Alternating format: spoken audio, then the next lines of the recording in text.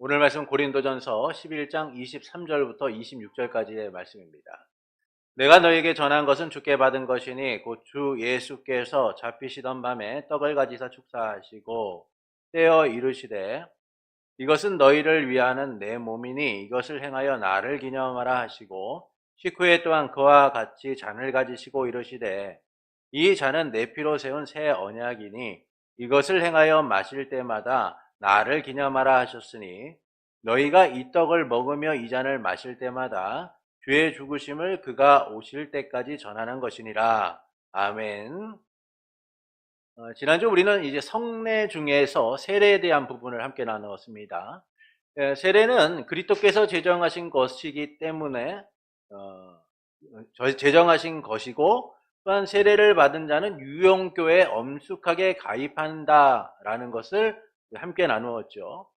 세례에 사용되는 외형적인 요새는 물이다라는 거예요. 그래서 세례를 받는 사람의 머리 위에 물을 붓거나 뿌려서 집행한다라는 겁니다. 그리스도에 대한 믿음을 고백하는 자들과 믿는 자들의 유아들도 세례를 받을 수 있다라는 것이죠. 왜냐하면 그리스도의 하나님의 구속 안에 있는 구속 안에 있기 때문이다라는 거예요. 하나님의 구속 안에 포함되어 있는 이들이기 때문에 믿는 집안의 유아들도 세례를 준다라는 겁니다. 세례 의식의 은혜와 구원이 불가분하게 속해 있는 것은 아니다라는 거예요. 왜냐하면 세례를 받은 이들 중에서 택함을 받은 자들도 있지만 택함을 받지 않은 자들도 있기 때문이다라는 거예요. 세례의 효력은 하나님께서 정하신 때에 그의 뜻하신 계획에 따라 약속된 은혜를 받도록 되어진 사람들에게 성령으로 말미암아 주어진다라는 겁니다. 그래서 세례의 효력은 세례를 받는 즉시에 나타나기도 하고 또는 다른 때에 나타나기도 해요. 왜냐하면 그것은 하나님의 정하신 때에 이루어지기 때문이다라는 것이죠. 세례는 단 한 번만 받는다라는 겁니다. 오늘은 이제 그 성례 중에 성찬에 대한 부분을 함께 나누도록 하겠습니다. 우리 29장 성찬입니다. 1항을 함께 읽겠습니다. 우리 주님 예수께서는 그가 잡히시던 날 밤에 그의 몸과 피로 세우신 성례 곧 성찬을 제정하여 그의 교회에서 세상 끝날까지 지키도록 하셨는데 이는 그가 죽으심으로 자신을 친히 희생제물로 드린 것을 영구히 기념케 하시고 참 신자들에게 그 희생이 주는 모든 은혜를 보증하시며 그 안에서 그들이 영적인 양식을 먹고 성장케 하시며 그들이 그에게 마땅히 행해야 할 의무들을 보다 충성스럽게 이행케 하시며 그들이 그와 더불어 갖는 교통과 그의 신비한 몸의 지체들로서 그들 상호간에 갖는 교통에 매는 줄과 보증이 되게 하시기 위함이다. 1항은 성찬의 제정자 그리고 성찬이 제정된 시기 교회 안에서 언제까지 이를 지켜야 하는가라는 부분과 함께 성찬의 목적에 대하여 말씀해주고 있습니다. 성찬의 제정자는 우리 주 예수 그리스도이시죠. 그분은 성찬을 그분이 잡히시던 날 밤에 제정하셨다라고 말씀해주고 있어요. 그리고 성찬이 교회에서 세상의 끝날까지 지켜지도록 하셨다라는 겁니다. 그래서 바울은 고린도전서에서 성찬은 그가 오실 때까지 하는 것이다 라는 사실을 분명하게 선언하죠. 이와 같은 성찬의 목적은 다양합니다. 고린도전서 10장 16절부터 17절의 말씀을 우리 함께 읽겠습니다. 우리가 축복하는 바 축복의 자는 그리스도의 피에 참여함이 아니며 많은 이는 우리가 다 한 떡에 참여함이라. 성찬을 지키도록 하신 목적이 있습니다. 그 목적은 첫 번째, 예수님이 죽으심으로 자신을 친히 희생제물로 드린 것을 영구히 기념하기 위한 것이다 라는 거예요.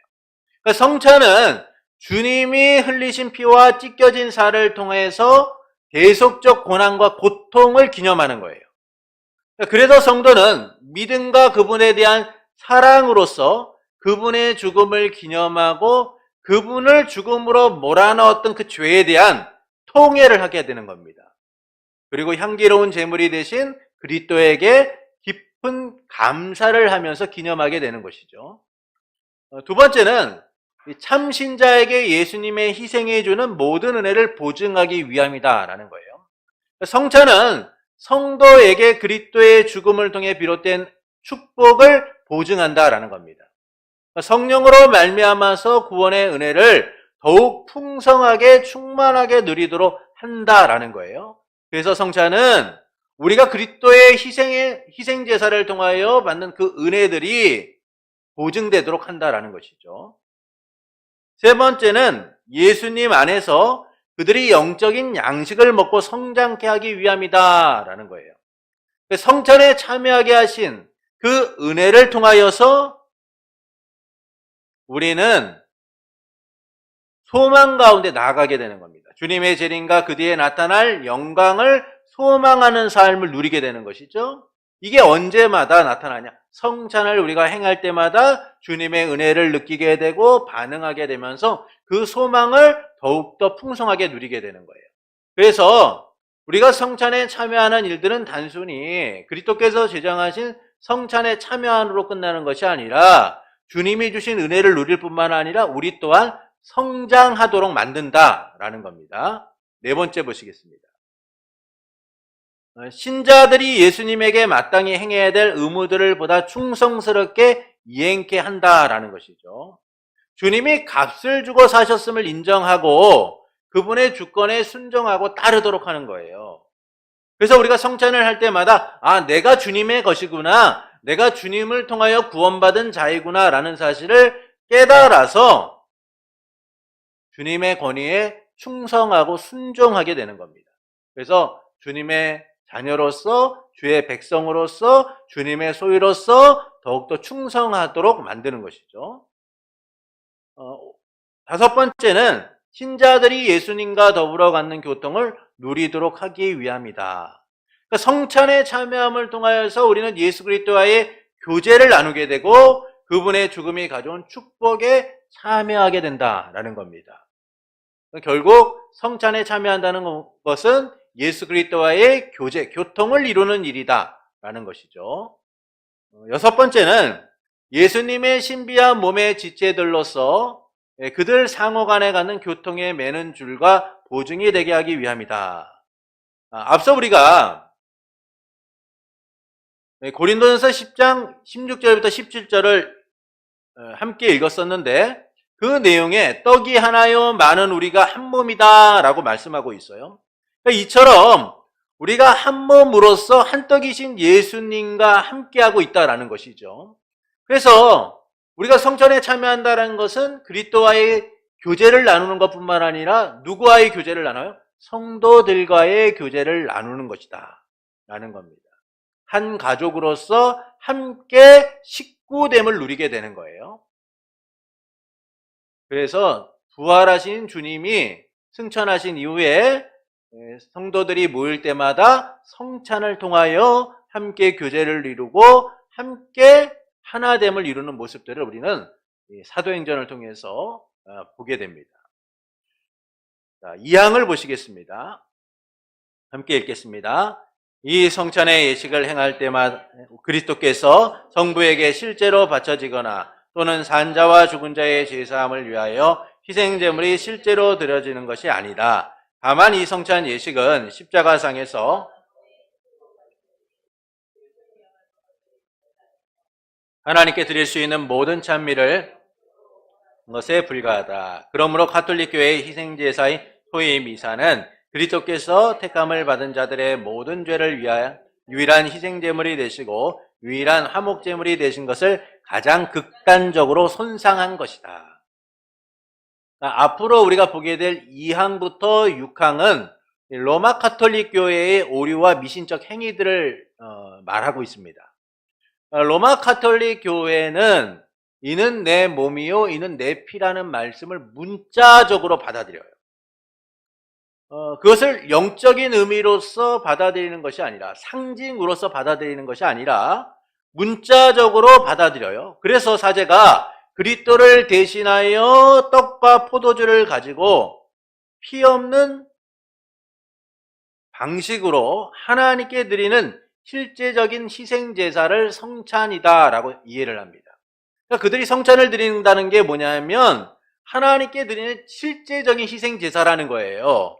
왜 실제적인 희생제사가 되느냐 하면 사람이 구원을 받는 것은 그리스도께서 그 성도를 위하여 과거에 십자가에 죽으셨기 때문보다는 그리스도께서 지금 죽으시기 때문에 믿어야 한다는 거예요. 지금 죽으신다는 거예요. 그래서 죄인이 죄를 범하는 만큼 그리스도가 또한 죽으셔야 한다는 거예요. 그래서 로마 가톨릭은 성찬을 표와 인호로 보지 않고 상징과 상징으로 보지 않고 그리스도의 희생 자체로 봅니다. 이게 심각한 교리예요. 그래서 그들이 떡을 나누고 피 없는 제사를 드리는 것은 그것을 그들이 미사라고 하잖아요. 예배라고 하는데 이 미사를 드리는 이유는 지금 우리의 죄를 용서받기 위해서는 오늘도 예수님이 당장 죽으셔야 된다는 거예요. 그래서 그들은 이는 내 몸이요 이는 내 피라는 그 말씀을 문자적으로 해석해서 그 떡이 예수님의 살이고 예수님이 지금 예배상에 죽으시는 일이 예수님의 피다라고 이해를 해서 오늘 나의 죄가 용서받기 위해서는 오늘도 예수님이 십자가에서 죽으셔야 한다라고 생각을 한 겁니다. 그래서 그들의 예배는 실제적인 희생제사인 거예요. 그러니까 이게 뭐냐면은 결국 예수 그리스도의 영원하신 구속을 부정하는 일이죠. 예수님의 십자가의 단번에 죽으심으로 이루신 그 놀라운 구속의 은혜를 손상시키는 일이다라는 겁니다. 이에 대하여 신앙 고백서는 이 성찬이 갖는 의미가 무엇인가라는 부분을 설명해 주고 있는 거예요. 그래서 성찬의 올바른 의미를 첫째, 다만 이 성찬 예식은 십자가상에서 단번에 스스로 자신을 드린 그 희생을 기념하는 것에 지나지 않는다라는 겁니다. 고린도전서 11장 24절부터 26절을 읽어보시겠습니다. 내가 너희에게 전한 것은 주께 받은 것이니 곧 주께서 잡히시던 밤에 떡을 가지사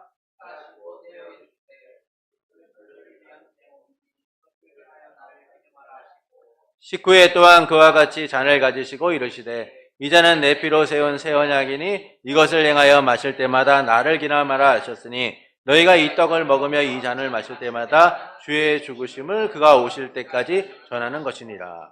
자, 예수님께서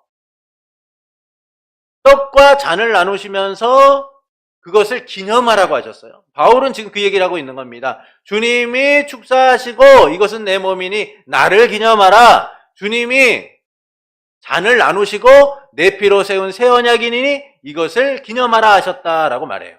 그러니까 성찬의 의미는 뭐냐? 기념하는 거예요. 예수 그리스도께서 우리를 위하여 단번에 죽으셨다라는 그 희생을 기념하는 것이 성찬이다라는 겁니다. 두 번째는 하나님께 드릴 수 있는 모든 찬미를 영적으로 봉헌하는 것에 불과하다라는 거예요. 그러니까 우리가 성찬을 통하여서 이것을 기념하는 일은 하나님이 우리에게 베푸신 그 놀라운 은혜에 대하여 감사와 기쁨과 감격 속에서 하나님께 영광을 돌리는 일이다라는 겁니다. 그 외에 다른 의미를 여기서 부여해서는 안 된다는 거예요. 그러므로 가톨릭 교회의 희생제사인 소위 미사는 그리스도께서 택함을 받은 자들의 모든 죄를 위한 유일한 희생제물이 되시고 유일한 화목제물이 되신다는 것을 가장 극단적으로 손상하는 것이 된다라는 겁니다. 히브리서 7장 27절을 함께 읽겠습니다.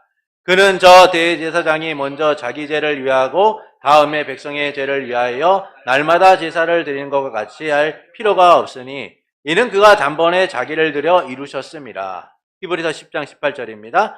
이것들을 사하셨은즉 다시 죄를 위하여 제사를 드릴 것이 없느니라. 여기서 이것들은 죄와 불법을 사하셨다는 거예요. 이처럼 더 이상의 희생의 제사는 필요 없습니다. 왜냐하면 예수님께서 영원하신 대제사장으로서 단번에 희생제사를 드리시고 영원한 제사를 드리심으로 더 이상의 희생제사가 필요 없도록 하셨기 때문이에요. 그런데 천주교는, 로마 가톨릭 교회는 실제적인 희생제사를 통하여 오늘도 우리의 죄를 위하여 예수 그리스도께서 죽어야 된다라고 이야기하고 있는 거예요. 이것은 주님의 그 구속 사역을 손상시키고 부정하는 일이다라는 겁니다. 희생제사에 대한 필요성을 말하고 이를 형식적으로 행하는 일은 예수 그리스도의 희생제사가 갖는 완전성과 충족성을 파괴하는 악한 일이다라는 것이죠. 그럼에도 불구하고 지금도 로마 가톨릭은 오늘도 예수님께서 죽으셨다라고 선언하고 있는 거예요. 누구를 위해서요? 우리 죄를 위하여 십자가에서 또한 오늘도 죽으셨다. 다음 주는 어떨까요? 다음 주에도 또 죽으시는 거예요. 그 다음 주는 어떤가요? 그 다음 주에도 또 죽으셔야 돼요. 왜냐? 그래야지 자기의 죄가 용서를 받으니까요. 그런데 주님은 더 이상의 희생제사가 없도록 만드셨다는 겁니다. 만약 로마 카톨릭처럼 이와 같은 희생제사가 반복이 된다면 그것은 구약의 희생제사와 다를 바가 없는 거예요. 주님의 구속의 은혜가 불완전하다라는 것을 보여주는 것이죠. 주님이 우리를 위하여 십자가에 죽으심은 단번에 죽으심을 통하여 완전하게 충족되게 만드셨다는 거예요. 그래서 더 이상의 희생의 제단은 필요 없다라는 겁니다. 그래서 우리에게 성찬은 뭡니까? 주님의 십자가 죽으심을 기념하는 것이고 하나님의 은혜에 대하여 감격 가운데 영적으로 봉헌하는 거예요. 감사로 영광을 돌리는 겁니다. 사망을 보시겠습니다. 함께 읽겠습니다. 주 예수께서는 이 의식을 행함에 있어서 그의 택들을 택하셔서 이 예식에 대한 자신의 말씀을 일반 신자들에게 선포케 하시고 기도하게 하시며 떡과 포도주를 축사하게 하시고 그렇게 축사하여 그것들을 거룩하게 사용할 수 있도록 다른 일반 떡이나 포도주와 구별하게 하시고 떡을 들어 떼게 하시고 잔을 들게 하신 후에 떡과 잔을 자신들이 나눌 뿐만 아니라 성찬을 받을 자들에게 나누어 주게 하셨다. 그러나 그 예식이 거행되는 시간 회중 가운데 참여하지 않는 자의 등에는 아무에게도 나누어 주지 못하게 하셨다. 성찬의 예식은 하나님의 말씀을 맡은 사역자인 목사에 의하여 집례가 되어야 됩니다. 성찬은 그리스도와 성도들 간의 교통일 뿐만 아니라 성도들 상호 간의 교통의 표이기 때문이죠. 그 교통 가운데 실제로 참여하지 않는 성도는 성찬을 나누어 줄 필요가 없는 거예요. 하나님께서는요, 질서의 하나님이시다라고 제가 말씀을 드렸어요. 여러분, 하나님은 질서를 따라서 행하시는 분이에요. 여러분, 창세기 1장에서 하나님이 천지를 창조하시는 내용들을 보십시오. 하나님이 세상을 만드실 때 그 만드시는 모습은요, 정말 너무나 질서 있게, 너무나 아름답게 만드셨죠. 만약에 하나님이 세상의 모든 것들이 이루어지기 전에 사람을 만드셨다면 어떻겠어요? 사람 살지 못하고 죽어나갔을 거예요. 그런데 하나님께서는 사람이 살 수 있는 빛과 어둠을 나누시고 공간을 만드시고 또한 그에 따른 살아갈 수 있는 모든 것들을 만드신 후에 사람을 만드시죠. 그러니까 하나님은 모든 것을 질서에 따라서 이루시는 분이에요. 특히 교회 공동체도 그 질서 속에서 이루어가도록 만드신 겁니다. 그러니까 이 점에서 성찬도요, 하나님의 그 질서 가운데서 이루어져야 된다는 거예요.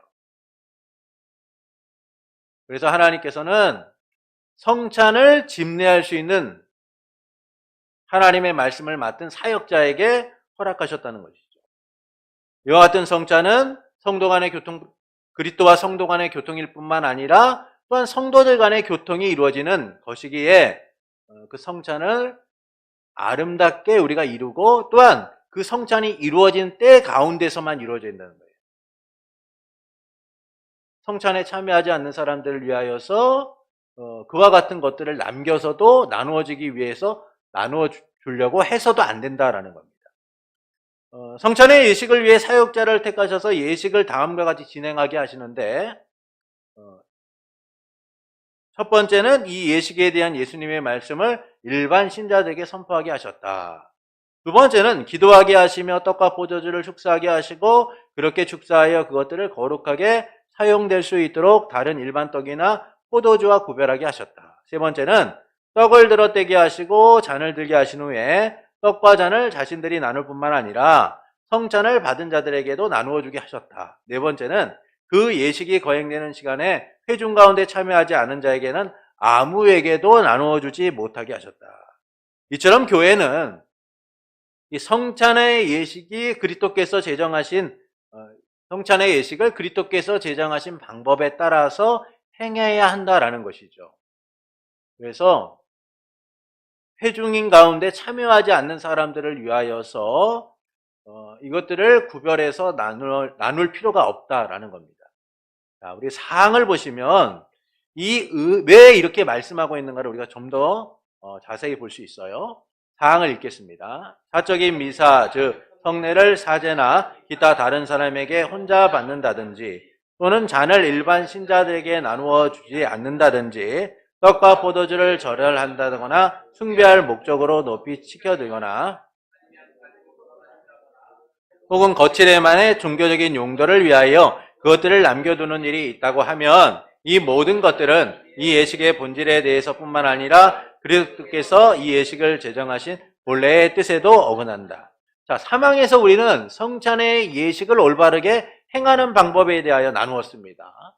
그러나 로마 가톨릭은 그리스도께서 제정하신 성찬의 성격과 방식에 위배되게 행하고 있다라는 거예요. 천주교 미사는 그리스도께서 제정하신 성찬의 성격과 위배가 됩니다. 첫 번째 보시면 사적인 미사, 즉 성례를 사제나 기타 다른 사람에게서 혼자 받는 경우이다. 사적인 미사에 대하여 칼빈은요, 하나된 교제를 부인하는 것이다 라고 얘기해요. 하나된 교제를 부인하는 것이다. 그러니까 이처럼 사적인 미사는 성도들 간의 교제를 부정하는 거예요. 이 사적인 미사라는 게 뭡니까? 사제나 기타 다른 사람에 의하여 개인적으로 집행되는 미사인 거예요. 개인적으로. 바울은 우리가 한 몸으로서 한 떡이신 예수님에게 참여한 자가 되었다라고 얘기해요. 그의 말처럼 우리는 그리스도와의 교통, 또한 성도 간의 교통을 통하여 하나됨을 이뤄가야 하는 겁니다. 이 점에서 사적인 미사는 개인적으로 누군가를 위하여 드려지는 그 미사, 성찬은요, 하나된 교제를 부인하는 것이다 라는 것이죠. 그래서 악한 거예요. 악한 것이다. 두 번째 보시면 또는 잔을 일반 신자들에게는 나누어 주지 않는 경우이다. 분명히 주님은 떡과 잔을 나누어 주라 라고 말씀하셨죠? 근데 천주교의 미사에 참여해 보신 적이 있으십니까? 없죠. 네. 저는 참여해 봤어요. 그런데 아주 청년 때 참여해 봤는데 떡은 주되 잔은 나눠주지 않아요. 그래서 떡을 줄 때 일렬로 딱 써서 하면 하나씩 넣어줘요. 하면. 그래서 이렇게 하면은 혀에다 살짝 내놓습니다. 그리고 잔은 나눠주지 않아요. 왜 이렇게 하느냐? 그리스도의 살로 변한 떡 안에는 그리스도의 피가 있다라는 거예요. 그러니까 피와 살이 함께 공존한다라는 겁니다. 이걸 병제설이라고 얘기해요. 병제설. 그러니까 살 안에 예수 그리스도의 살로 변한 이 떡 안에는 예수님의 피도 함께 있으니까 그냥 그거 하나 받아오면 끝난다는 거예요. 이걸 병제설이라고 얘기해요. 그러나 이건 주님의 명령과 다르죠. 주님은 분명하게 떡을 주시면서 이 떡을 먹어라. 이것은 내 몸이니. 잔을 주시면서 이 잔을 마셔라. 이건 내 피다라고 얘기하셨어요. 주님이 언제 떡 주시면서 야 여기 내 피도 있다. 그러니 잔만 말고 이것만 먹으면 돼 라고 말씀하셨나요? 그렇지 않아요. 분명히 주님은 떡과 잔을 나누라고 하셨어요. 그런데 천주교는 떡과 잔을 나누지 않습니다. 떡만 나눠주면서 그 떡 안에는 그리스도의 피가 담겨져 있다라고 얘기하죠. 세 번째는 떡과 포도주에 절을 한다거나 숭배할 목적으로 높이 치켜들거나 아니면 가지고 돌아다닌다거나 혹은 거칠에만의 종교적인 용도를 위하여 그것들을 남겨두는 일이 있어서는 안 된다. 사제는요, 사제는 떡을 나누기 전에 무릎을 꿇고 무릎을 굽혔다가 일어납니다. 그리고 떡에 예를 딱 펴하고 나서 사람들을 보고 예를 갖출 수 있도록 높이 들어요. 이걸 성체거양이라고 해요. 성체거양. 사제가 먼저 떡에게 무릎을 굽혔다 이렇게 세우며 예를 펴하고 그 그 떡을 높이 들어서 성도들이 예를 표하도록 한 다음에 성찬이 집행돼요. 그래서 그 떡에 대한 예를 표하는 것을 성체거양이라고 합니다. 그러니까 이렇게 하는 것은 왜 이렇게 하냐? 떡이 그리스도의 살로 실제 변한다라는 화채설을 주장하기 때문이에요. 여러분, 떡이 실제 그리스도의 몸으로 변하니까, 살로 변하니까 이 사람들은 그것을 숭배할 수밖에 없는 거예요. 그들의 신학적 사고에서는. 그들은 떡이 마치 그리스도인 것처럼 숭배하고 그것을 아주 귀하게 여기죠. 그러나 이는 주님이 말씀하신 바가 없어요. 주님이 야, 이게 내 몸으로 변한다라고 말씀하지 않아요. 이 떡은 내 몸이니 기념하라. 이 잔은 내 피니 기념하라 라고 말씀하셨죠. 기념하는 거예요. 그것을 숭배하고 그것을 숭상하고 그것을 우상화시켜서는 안 된다는 겁니다. 하나님께서 뭐라고 말씀하세요? 하늘로나 땅으로나 어떤 것으로도 형상을 만들지 말아라 라고 말씀하시죠. 그래서 우리는 이와 같은 이 우상 숭배, 이와 같은 이 떡을 숭배하는 일들을 경계해야 돼요. 가톨릭 교회는 이 부분에서 큰 문제가 있다라고 말할 수 있어요. 또한 그들은 떡과 포도주가 실제 그리스도의 몸과 피로 변한다라고 믿기 때문에요. 나중에 병자나 성찬에 참여하지 못하는 사람들에게 줄 요량으로 이 봉헌된 떡의 일부를 남겨놓습니다. 봉헌된 떡의 일부를 남겨서 개인적으로 미사를 드리는 가운데 그 떡을 나눠주기도 해요. 그런데 주님이 그렇게 명령하신 바가 없어요. 여러분, 성찬은 우리가 사도행전이나 이렇게 성찬이 집행되는 모습들을 보면 언제 합니까? 교회가 성도들이 함께 모여 예배하고 잔과 떡을 나누는 가운데 교제를 이루게 되죠. 그러니까 개인적으로 하라는 말이 없어요. 주님도 명령하신 바가 없죠. 이 모든 것들은 이 예식의 본질에 대해서뿐만 아니라 그리스도께서 제정하신 이 본래의 뜻에 어긋나고 있다라는 겁니다. 그래서 우리가 로마 카톨릭의 이런 미사라든지 또는 성찬에 대한 부분들을 갖다가 제대로 이해하는 것들이 필요해요. 5항을 보시면 이 성례에 사용되는 외형적인 요소들인 떡과 포도주는 그리스도께서 정하신 용도를 위하여 정당하게 구별된 까닭에 이 요소는 십자가에 못 박히신 그와 깊은 관계가 있다. 그 관계는 참된 것이지만 상징적인 것에 지나지 않는다. 그 요소들은 때로는 그것들이 나타나고 있는 것들의 이름으로 불린다. 즉 그리스도의 몸과 피로 불린다. 그렇다고 해서 그것들은 실체와 본질에서는 전과 조금도 다름없이 떡과 포도주로만 여전히 남아있다. 이 부분이죠. 떡과 포도주로만 여전히 남아있다. 여러분, 성례는요, 상징과 상징의 연합이다라고 말씀을 드렸어요. 어떤 상징입니까? 보이는 상징과 보이지 않는 상징의 연합인 거예요. 그래서 보이는 상징과 보이지 않는 상징의 연합이기 때문에 우리가 그것들을 통하여 그리스도의 십자가의 죽으심을 깊이 이해하고 주님과의 교제를 나누게 되는 것이죠. 그렇다고 해서 그 보이는 상징이 변화되거나 바뀌어지는 게 아니다라는 겁니다. 그대로 있는 거예요. 그대로 남아있다는 거예요. 그런데 천주교는 화채설이라는 걸 주장해요. 그들은 상징은 없어요. 상징되는 것만 있어요. 이게 뭐냐면 보이는 상징은 사라지고 보이지 않는 상징만 남는 거예요. 그래서 떡과 포도주가 뭐가 돼요? 그리스도의 몸과 피가 되는 것이죠. 그러니까 함부로 할 수 없는 거예요. 이걸 아주 숭배하게 되고 소중하게 여기게 되고 그것들을 귀하게 여기죠. 그래서 그리스도께서 이와 같은 것들은 그리스도께서 정하신 용도와 위배가 된다라는 거예요. 위배가 된다는 것이죠. 그냥 상징으로서 봐야 되는데 그 상징이 실체화시키다 보니까 문제가 되는 거예요. 자, 6항을 보시겠습니다. 6항 함께 읽겠습니다. 신부가 축사한다거나 또는 다른 방법을 통해서 떡과 포도주의 실체가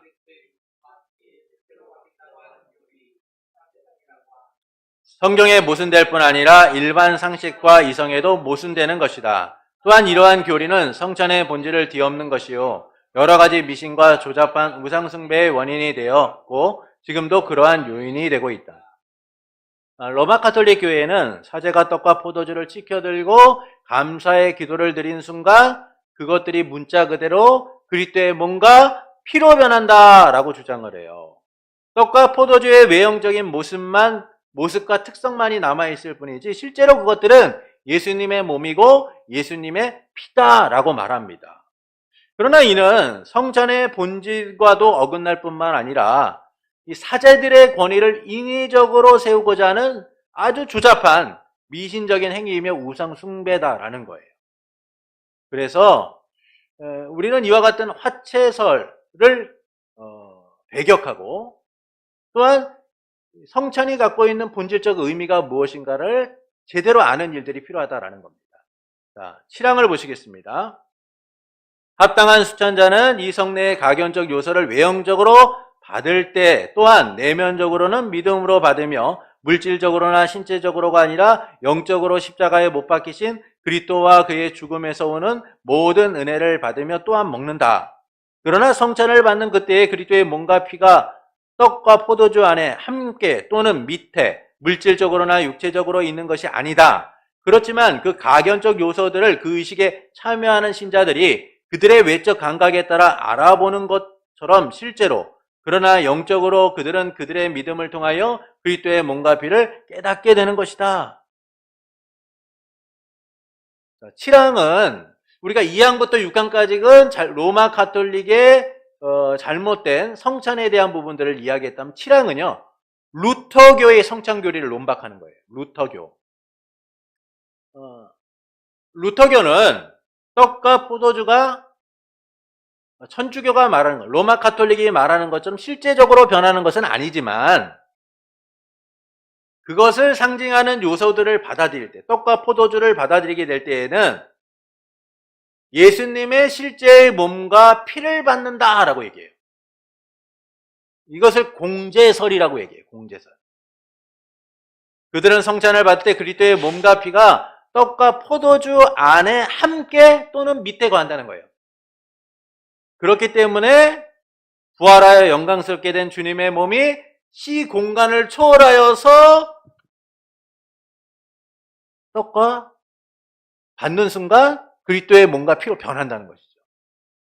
그러니까 그들이 왜 이런 얘기를 하냐면 예수 그리스도께서 어느 곳에나 계시는 분이기 때문이다라는 거예요. 편재하시는 분이다. 그러니까 그분은 시간과 공간을 초월하여 어느 곳이나 계시기 때문에 성찬을 행할 때에 우리가 떡과 포도주를 받는 그 순간에 주님이 함께 또는 그 밑에 계셔서 그것이 실제적으로 그리스도의 몸과 피로써 변하게 된다라는 겁니다. 그러나 성찬은 칼빈의 주장처럼 그리스도의 피와 살이 성찬의 떡과 잔에 영적으로 임하는 거예요. 영적으로 임하는 것이다. 그러니까 우리는 영적으로 믿음을 통해서 그리스도의 몸과 피임을 깨닫고 그것에 참여하는 것이지 이것들이 실제로 변하는 것이 아니다라는 거예요. 여기서 우리가 꼭 기억해야 될 점은요. 성례는 상징과 상징의 연합이라는 사실을 꼭 기억해야 됩니다. 상징과 상징의 연합이에요. 그래서 보이는 상징과 보이지 않는 상징으로 이해를 해야지만 그리스도께서 제정하신 뜻에 따라서 우리가 이 성찬 또는 세례에 참여할 수 있게 되는 겁니다. 항상 하나님의 말씀은요. 더하거나 빼서는 안 돼요. 그러니까 인간의 본능은 뭐냐 하면 그 하나님의 말씀에 대하여서 자기의 의견과 자기의 감정과 자기의 뜻을 더하거나 빼려고 하는 모습들이 나타나요. 여러분, 아담과 하와의 타락의 시작점이 뭡니까? 하나님의 말씀에 대한 변질이었어요. 뱀이 묻죠. 야, 이거 먹는 하나님이 죽는다고 하셨어? 라고 하니까 죽을지도 모른다고 하셨어. 분명히 하나님 뭐라고 하면 정령 죽으리라. 반드시 죽으리라. 라고 말씀하셨죠. 근데 그것을 바꿨어요. 왜곡시킨 거죠. 그럼 우리가 하나님의 말씀대로 살아가고 있는 이 삶 속에서 왜 하나님의 말씀과 동떨어진 삶이 사라지고 있느냐? 왜 그것이 성경적인 것처럼 우리는 이해하고 살아가고 있느냐? 하나님의 말씀을 내 생각과 내 뜻대로 더하거나 빼며 살아가고 있기 때문이에요. 그래서 예수님을 믿는다라고 하면서 예수님이 말씀하신 것과는 다른 것들을 주장하기도 하고 거기에 더해서 첨가하며 살아가는 이들을 보게 돼요. 근데 주님의 말씀은 더하거나 빼서는 안 돼요. 항상 그 말씀 그대로 봐야 됩니다. 주님이 뭐라고 말씀하셨습니까? 내 몸이니 떡은 내 몸이니 기념하라. 포도주는 내 피니 기념하라. 그래서 이것이 실제로 변하는 것이 아니라 우리는 떡과 잔을 나눔을 통하여 기념하고 그리스도와의 영적 교제를 나누고 성도 간의 교제를 통하여서 주님의 영적 임재를 누리는 자들이 되어야 된다라는 것이죠. 8항을 보시겠습니다. 함께 읽겠습니다. 비록 무지하고 사악한 사람이 이 성내의 외적 요소를 받는다고 할지라도 그들은 그 요소가 의미하는 바의 것을 받는 것은 아니다. 그러나 그들은 그 성내에 합당하지 못하게 참여함으로 말미암아 죄를 지어 자신의 파멸을 자초하는 것이 된다. 그러므로 무지하고 불경건한 사람들은 모두 그리스도와 교통을 갖게 해는 부적합함으로 주의 상에 참여할 자격이 없으며 그들이 무지하고 불경건한 상태에 있는데도 이 거룩한 성찬 예식에 참여하거나 참여하는 것이 허락되는 때에는 그리스도에 대하여 큰 죄를 반드시 짓게 되는 것이다. 고린도전서 11장 27절부터 29절을 읽겠습니다. 그러므로 누구든지 주의 떡이나 잔을 합당하지 않게 먹고 마시는 자는 주의 몸과 피에 대하여 죄를 짓는 것이니라. 사람이 자기를 살피고 그 후에야 이 떡을 먹고 이 잔을 마실지니 주의 몸을 분별하지 못하고 먹고 마시는 자는 자기의 죄를 먹고 마시는 것이니라. 사도 바울은 주의 몸을 분별하지 못하고 먹고 마시는 자는 자기 죄를 먹고 마시는 것이다 라고 했습니다. 그래서 성찬을 집례하는 자는 무지하고 불경건한 자들이 성찬에 참여하는 것을 막아야 되는 거예요. 하지 못하도록 해야 될 의미가 있는 겁니다. 또한 합당하지 않는 성찬에 참여는 성례를 모독하고 교회의 교제를 더럽히는 결과를 가져오기 때문에 성찬에 참여하는 자들도 자기를 살펴서 하나님 앞에 죄를 짓지 않도록 해야 된다는 것이죠. 그래서 자기를 살펴서 꺼리낌이 있거나 또는 죄의 문제로 인하여 마음에 갈등이 있다면 성찬에 참여하지 않는 것이 스스로 죄를 범하지 않는 일이다라는 거예요. 그래서 우리는 성찬에 참여할 때에 항상 자기를 살피고 그 후에야 성찬에 참여하는 일들이 이루어져야 된다라는 겁니다. 핵심 요약 보시겠습니다. 주님이 성찬을 제정하셨으며 이를 세상 끝날까지 지키도록 하셨다. 성찬의 제정자는 주님이십니다. 그분이 잡히시던 날 밤에 성찬을 제정하셨고 세상 끝날까지 지키도록 하신 것이죠. 성찬의 올바른 의미는 다만 그리스도가 십자가상에서 단번에 스스로 자신을 드린 그 희생을 기념하는 것에 지나지 않으며 하나님께 드릴 수 있는 모든 찬미와 영적으로 봉헌하는 것에 불과하다. 성찬의 의미는 그리스도의 십자가의 죽으심을 기념하는 것이고 하나님께 드릴 수 있는 모든 찬미를 영적으로 봉헌하는 거예요. 그래서 우리가 이 성찬에 어떤 의미들을 부여해서는 안 돼요. 세 번째를 보시면 성찬을 행함에 있어서 사역자로 택정함을 받은 자들은 주 예수께서 지시하신 것을 지켜서 행해야 된다. 성찬의 집례는 하나님의 말씀을 맡긴 그 사역자들에 의하여 이루어져야 되고 올바른 방식에 따라서 이루어져야 된다라는 겁니다. 4번을 보시면 천주교의 미사는 그리스도께서 제정하신 성찬의 성격과 위배가 된다라는 것이죠. 그들은 이 사적인 미사를 통하여서 그 성찬의 본질을 왜곡시키는 모습들을 보여요. 그래서 우리는 그리스도께서 제정하신 그 성찬의 성격대로 이 성찬에 참여하고 또한 말씀의 사역자는 이를 집행하는 일들이 필요하다는 겁니다. 5번 보시면 성찬에 사용되는 떡과 포도주는 십자가에 못 박히신 예수 그리스도와의 관계에 있어서 참된 것이지만 상징적인 것에 지나지 않는다라는 거예요. 그리스도의 몸이 떡이 그리스도의 몸으로 실제로 변하거나 포도주가 실제로 그리스도의 피로 변하는 게 아니라는 겁니다.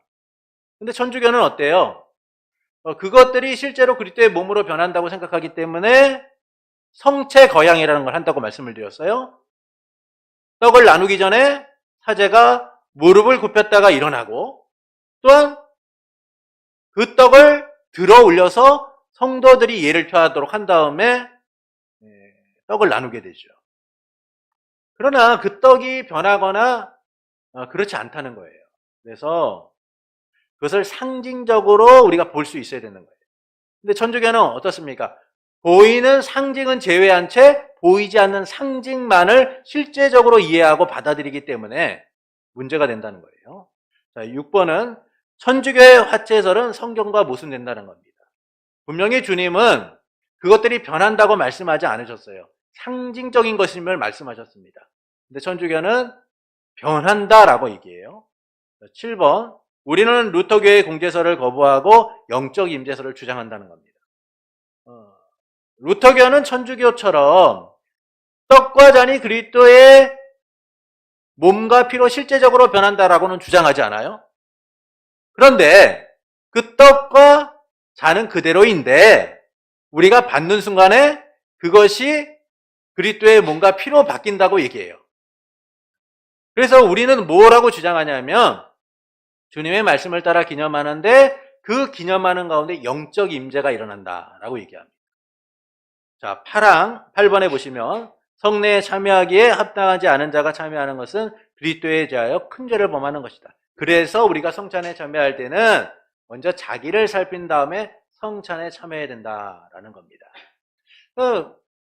우리가 이제 이 신앙 고백서를 통해서 계속 이 로마 카톨릭이 이제 성경적으로 위배된다라는 사실을 우리가 계속 나누고 있어요.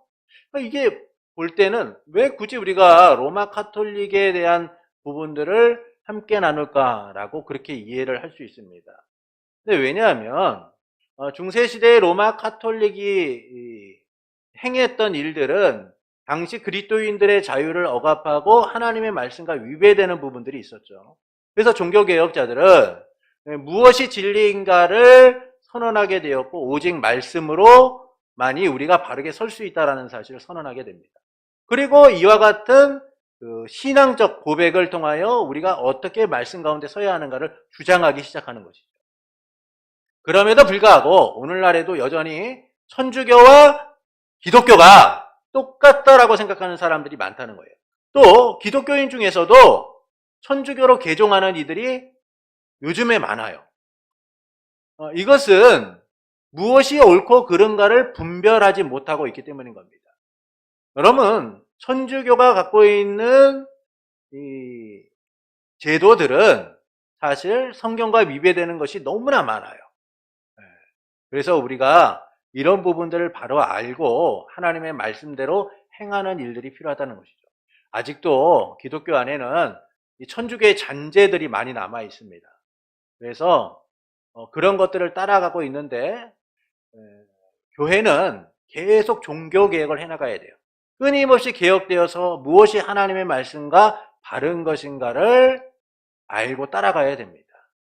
그렇지 않으면 여전히 중세시대 때 그리스도인들의 자유를 억압했던 그와 같은 비성경적인 것들이 교회 안에 차곡차곡 쌓이게 돼서 결국 성도들의 삶을 억압하고 하나님의 말씀과는 다른 삶으로 이끌게 되는 거예요. 그래서 우리가 이런 부분들을 자세히 살펴서 다시금 성경으로 돌아가고 성경적인 삶을 살아가기 위하여 힘쓰는 이들이 되어야 할 것입니다.